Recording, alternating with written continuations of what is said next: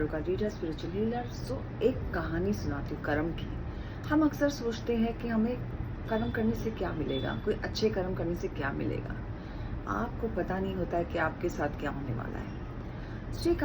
एक शॉप था फर्नीचर का, वहाँ पे एक बुजुर्ग आदमी भी काम करते थे, मतलब और उनके तो ऐसे वांदे थे खाने के कि उनको खाना रोज जितना उन्होंने जैसा मेहनत किया या जो भी उनको इंसेंटिव मिला, डे टू डे का इंसेंटिव था उनके ऊपर। तो एक कपल आते हैं, थोड़े से ओल्ड होते हैं, तो कहते हैं कि कोई भी उनको अटेंड करने को तैयार नहीं था। बोला वो लेंगे कुछ नहीं, वो सिर्फ हमें परेशान करेंगे और हमारा टाइम करेंगे, आधा एक घंटा हम इन पर वेस्ट करने से अच्छा है कि हम दूसरे कस्टमर के लिए दे रहे हैं। तो उसमें वो जो बुजुर्ग थे ना, उन्होंने कहा मैं अटेंड करूँगा उनको। तो उन्होंने उनको अटेंड किया, थोड़ा सा जो भी उनको लेना था, जैसे भी लेना था उन्होंने लिया, और एक अमाउंट का, सर्टेन अमाउंट का उन्होंने लिया।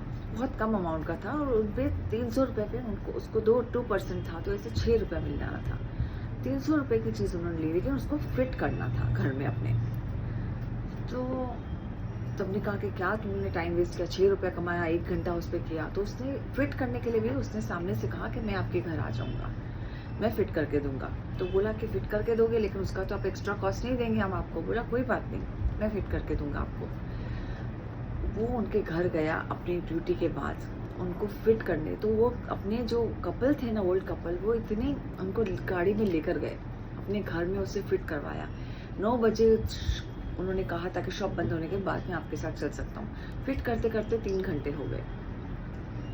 करने के बाद 12 बजे उन्होंने, वो लेडी ने कहा कि मैंने आपके लिए खाना पकाया है, आप ये खाना लेकर जाइए, खाना खाइए और लेकर जाइए। ऐसा करते करते 12:30 1 बज गए रात के। तो अभी उन्होंने कहा कि इसको आपको छोड़ के भी आते हैं हम। तो उन्होंने कहा नहीं नहीं, मैं अपने आप चला जाऊंगा। वो तो उसी में खुश था कि उसे एक टाइम का खाना मिल गया और 2-3 दिन के लिए और खाना मिल गया उनको।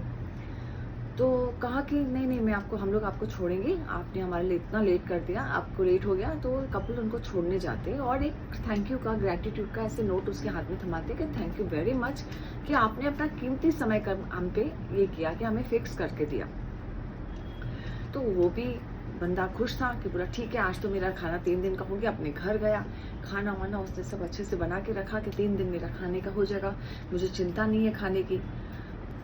उसने कहा चलो अभी देखते हैं वो थैंक यू नोट में क्या लिखा है, ग्रेटिट्यूड। उसने कहा थैंक यू की कोई ज़रूरत नहीं, मैंने तो सिर्फ अपनी ड्यूटी की थी। बोला नहीं नहीं, आपका बनता है थैंक यू, क्योंकि।